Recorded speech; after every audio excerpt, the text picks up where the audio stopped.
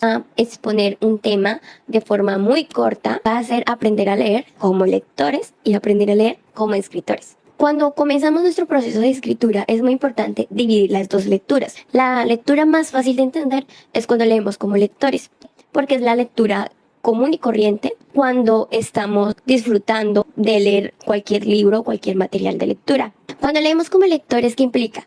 Que estamos simplemente disfrutando la lectura, que estamos más atentos a detalles como la historia, a nuestro personaje favorito, estamos más atentos como a esos tipos de detalles. Sin embargo, cuando leemos como escritores, la perspectiva cambia. Y puede ser que disfrutes la historia y a veces hasta te dejas llevar por la misma. Necesitamos aprender a analizar con detalle cada parte de la lectura para así aplicarlo a nuestra propia escritura. Cuando ustedes están realizando una lectura ajena, que no es propia, para sacar el mayor provecho de la lectura, tienen que verlo a través de los ojos de un escritor. Cuando ustedes están analizando su propia escritura, es mejor analizarlo a través de los ojos de un lector. Primero que nada, cuando estás leyendo como escritor, te estás fijando en aspectos como la ortografía, el manejo de los párrafos, la extensión, la armonía en general del texto, cómo está manejando la atención, cómo logra transmitir un determinado sentimiento o sensación. Bueno, vamos a leer algunos fragmenticos, quiero que estén muy atentos para que hagan el ejercicio conmigo. A los que recién comienzan a aprender a leer como escritores, lo primero que ustedes van a hacer una visualización general.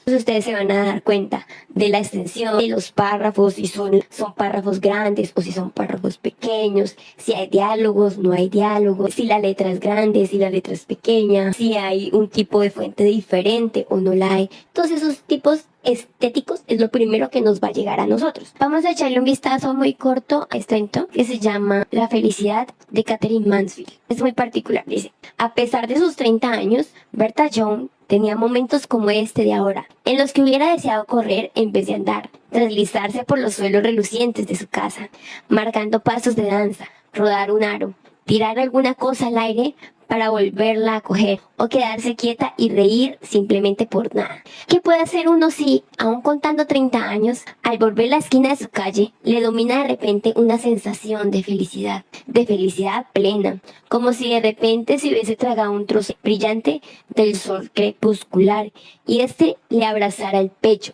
lanzando una lluvia de chispas por todo su cuerpo? Así inicia el cuento. No inicia con una acción directamente como suelen iniciar los cuentos, sino con una sensación. Va directamente a cómo se siente el protagonista. Dice: es que se sentía extremadamente feliz, pero no lo narra de esta forma. Nos describe la sensación de felicidad y nos lo describe de una forma, nos hace pensar los momentos en los que vivíamos esa felicidad. Es que no puede haber una forma de manifestarlo sin parecer viodo o trastornada. Nos recuerda como esta felicidad de pronto que sentimos en algún momento, que no sabemos cómo explicarnos, que de pronto nos hace parecer bobos, porque no sabemos cómo describirla, ni sabemos por qué estamos tan felices. Simplemente estamos analizando pequeños fragmentos para que ustedes vayan notando cómo los escritores estamos haciendo uso de pequeños recursos narrativos para introducirnos en una historia y para introducir primeras imágenes en el lector. Este que les voy a leer es de Fyodor Dostoyevsky y el último es un cuento mío: Un árbol de Navidad y una boda. Y dice así: hace un par de días asistí a una boda, pero no, antes he de contarles algo relativo a una fiesta de Navidad. Boda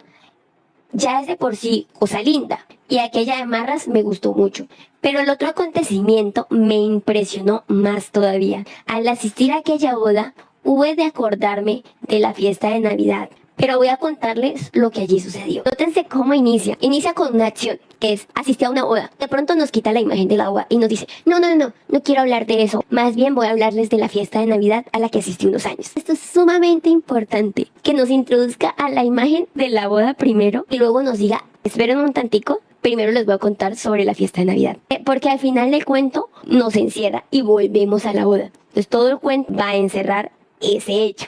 Hará unos 5 años, cierto día entre Navidad y Año Nuevo, recibí una invitación para un baile infantil que había de celebrarse en casa de una respetable familia amiga mía.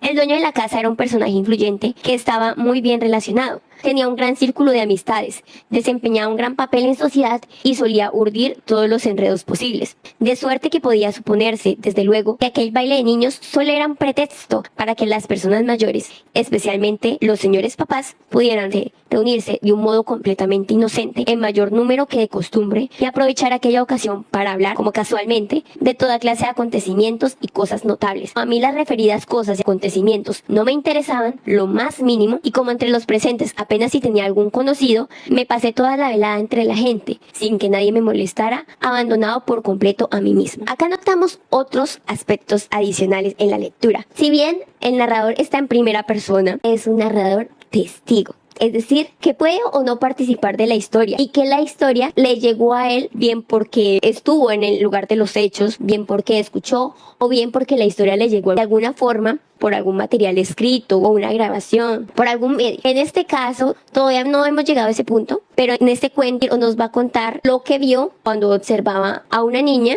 jugar con un niño, ¿sí? A una niña de la alta clase social de Rusia y a un pequeño que era de un estrato más bajo. Porque en la fiesta de Navidad a la que ellos asiste gente de todas las castas, por así decir. Entonces podía encontrarse con los patrones y con los trabajadores, los hijos de los trabajadores, y se nota la diferencia de trato entre los niños. Entonces, él, ya que no conoce a nadie en esa fiesta y no está interesado en interactuar con otra persona, entonces que él puede concentrarse en observar a los niños. Vamos a leer el inicio de un cuento mío que se llama La llamada. Félix rodeó la caja como si fuese un animal, diminuta, cuadrada, de tapa dura.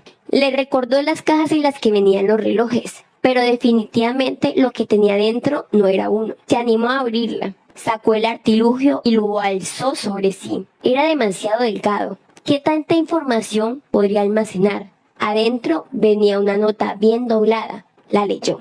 Querido Félix, Tanjobi Omedetou, que en japonés quiere decir feliz cumpleaños. Como lo prometí en Año Nuevo, aquí está tu regalo. Tómalo como agradecimiento por el favor que me hiciste entonces. No creas que me molesta comunicarme contigo por este medio. Nada de eso. Echa tus cartas. No obstante, hay algo de suma importancia de lo que quiero hablarte. Y aquí has de excusarme, mi querido amigo, pues he usado tu cumpleaños como pretexto para entregarte este teléfono y he dispuesto a enviártelo en una situación que te sea imposible regresármelo.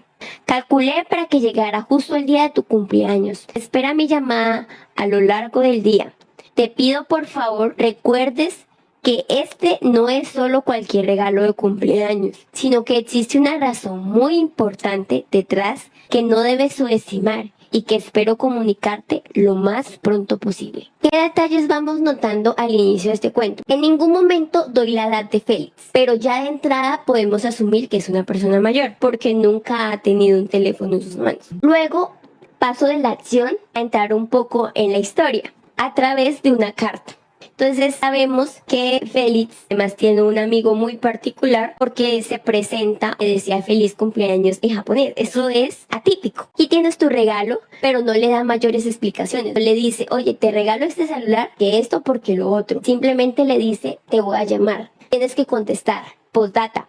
Para encenderlo, oprime el botón que sobresale en la parte de arriba hasta que se ilumine la pantalla. Luego toma el cable que viene en el paquete y conéctalo al celular a través de la ranura de abajo. Atentamente, tu fiel amigo Leandro. No estoy utilizando la narración en primera persona, que me sirve este tipo de narrador para guardarme cierta información para mí. Félix toma asiento. No acababa de comprender la carta. Hacía algunos meses, en Año Nuevo, para ser precisos, había conocido a Leandro en una fiesta. Era un hombre esbelto, de facciones marcadas y cuerpo fornido, que se había fascinado al ver una de sus pinturas. Comenzaron a charlar y la charla se alargó hasta la noche. Pero fue cuando el reloj marcó las 12 que Leandro le pidió un favor un tanto insólito. Por ahora, Félix hizo lo que podía. Conectó el celular y siguiendo las instrucciones lo encendió. Se proyectó un video corto y luego se puso azul. El celular le decía la hora y la fecha exacta y tenía una serie de dibujos cuadriculados. No se atrevió a tocarlos por miedo a dañarlos. Ni siquiera cuando la pantalla volvió a apagarse. Lo acomodó con delicadeza en la mesita de su sala y se mantuvo cerca. Ahora doy una información muy sucinta de quién es Leandro y de cómo lo conoció Félix. Tomo este pedacito, este párrafo, para describir a Leandro, para introducirlos un poquito a la figura de Leandro y me voy. Desaparezco y dejo a Leandro ahí, porque eso genera suspenso. Si yo lo narrara todo de corrido y en orden cronológico, de pronto la historia no sonaría tan interesante y tan misteriosa a como es narrándola por separado. El inicio de la historia es la fiesta en la que se conocieron Leandro y Félix, porque ese es el orden cronológico. Sin embargo, yo no comienzo por el inicio desde la mitad del cuento, ya cuando hay un pasado. Y eso hace parte importante de cómo generar tensión.